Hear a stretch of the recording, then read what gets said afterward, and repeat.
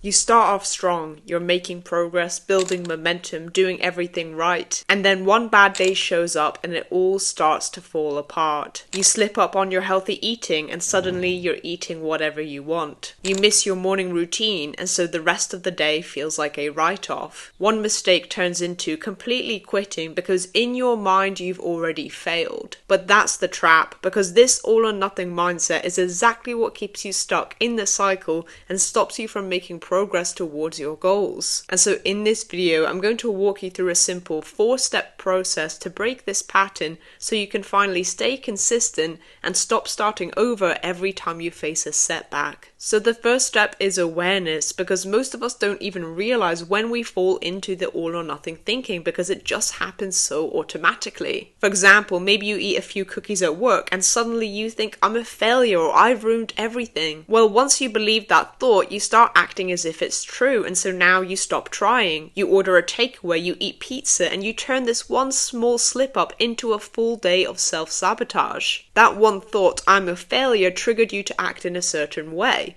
The reason why is because your thoughts influence your emotions and your emotions influence your behaviors. And so if you want to break this cycle, we need to catch it at the thought stage, which is why awareness is so important, because the earlier you become aware of the thought, the easier it is to stop the cycle from playing out. And so one of the best ways to do this is to become aware of the language you use, because when you're in all or nothing thinking, your words become extreme, right? Instead of saying, oh, I had an off day, you might say, well, I've ruined everything.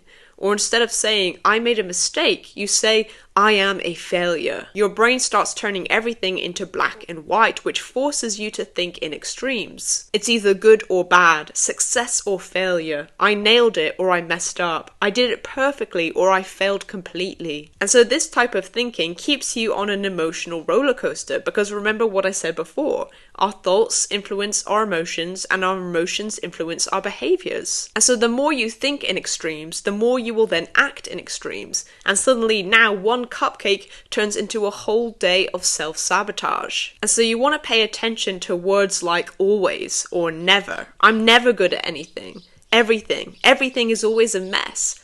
Nothing, completely, ruined, perfect, failure. These words are forcing you to think in extremes. Another thing to become aware of is scenarios. When does the all or nothing mindset usually happen for you? Is it when you eat one bad meal and you feel like you've fallen off your diet? Is it when you miss one workout of the week? Is it when you're at work and maybe you made a mistake with your boss and now you feel guilty? Now you feel like you've ruined everything? Pay attention to what situations trigger this mindset so that you can catch it happening. The more you become aware of these thoughts, the faster you can catch the pattern and stop it from playing out. Now the second step is to label it. Awareness alone isn't enough, because you already kind of know you do this, right? You're watching this video, and so part of you is aware that you are getting stuck in this pattern. However, what you don't do is pause and label it in the moment, and that is the shift. Because when you label this pattern, it now creates distance between you and the thought. Whereas before, when you had the thought of, I've ruined everything, it doesn't feel like a thought, but it feels like a fact. And so you start reacting automatically. But once you label it and you say, okay, hang on, this is the all or nothing thinking. You now change your relationship to the thought. Instead of being inside of the thought, getting caught up in it, you're now observing the thought. And this is how you start to recognize that you are falling back into that old pattern. But as well as labeling the pattern, it's also very helpful to label the emotions you feel. So let's take an example, and let's say that you missed your morning gym session. You promised yourself you would go, you haven't been in ages, and once again, you missed it. Well, this situation creates discomfort, right? Maybe you feel anxiety, or you feel so guilty, or you feel frustration, or you feel disappointed at yourself. And so because those emotions are uncomfortable, naturally your brain is going to want relief from them. And so instead of just sitting with them, the brain thinks, well, I've fallen off track anyway. I may as well spend the next few hours in bed scrolling because I've already messed it up. And so in that moment, when you've decided it's over, well, you no longer have to deal with the tension of trying. Right, if you give up, that means you no longer have to face the uncertainty. You no longer have to risk failing again tomorrow, right? If you decide your diet is ruined, well then you don't have to keep resisting temptations. Or if you say to yourself, well, I'm going to start again on Monday, well then you don't have to deal with the discomfort of getting back on track today. And so the all or nothing thinking often acts as an escape route from discomfort. In a very strange way, your brain is trying to protect you. The reason this whole cycle happens is because you're trying to run away from the feeling. However, if instead you label the emotion and ask yourself, what am I actually feeling right now? Is it anxiety? Is it guilt? Is it disappointment? You'll realize that the problem isn't that you failed, the problem is that you're uncomfortable. And those are two very different things. And so start practicing labeling the pattern in the moment. I think this is the all or nothing mentality again.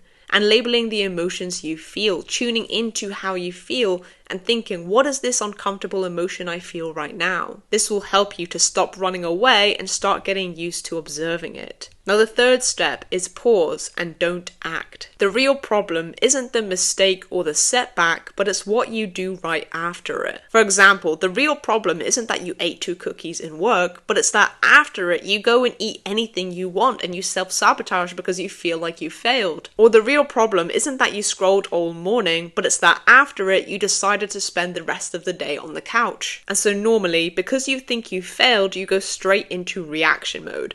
However, now, instead of following that thought, you notice it, you label it, and you pause. And when you pause, you create a gap between your thoughts and reaction. And now you have a choice, right? Remember how I said before, our thoughts influence our emotions, which influence our behavior.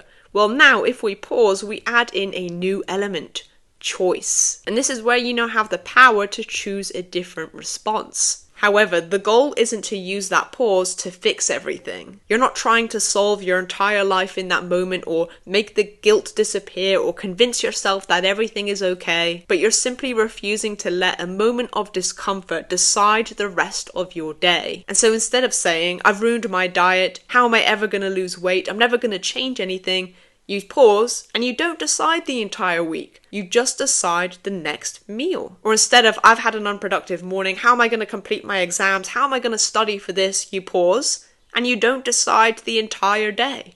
You just decide the next hour. This isn't about trying to fix everything or quit everything, but it's about continuing with the next normal thing. And finally, step 4 is to stay with it. So, as we've just discussed, when you stop reacting, something uncomfortable is going to show up.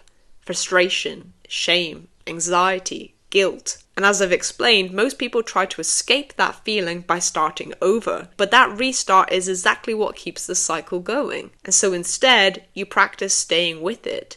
You don't fix the whole day, you don't erase the mistake, but you just continue on from this moment. And this is where practicing self-compassion can really help. And when I say self-compassion, I'm not talking about telling yourself everything is fine or, oh, I'm so wonderful, or engaging in toxic positivity that maybe doesn't feel realistic. This isn't about ignoring the feelings or ignoring the setback, but it's about stopping you from turning one mistake into a failure about who you are. Most people don't fail from the mistake itself. They fail from how harsh they are with themselves after it. One bad day jumps to, I'm lazy and I'm a failure. Or one slip up becomes, I'm incapable or worthless. However, you don't fix the cycle by being harder on yourself. You fix it by not turning mistakes into your identity. And so here's some phrases you can start practicing. It's okay, I messed up a bit. This is just a small setback. One mistake doesn't reset everything. This doesn't define my progress. I don't need to make this mean anything about me. This doesn't mean I'm back to zero. I feel uncomfortable right now, and that's okay. Instead of being so self-critical, you want to practice being more neutral and maybe try and talk to yourself the way you would talk to a friend or a family member in the same situation. This is how you break the all or nothing cycle. You have to stop living in extremes and start staying in the process, even when it's messy or uncomfortable. I hope this video made you think. Thank you for watching, and I'll see you in the next one.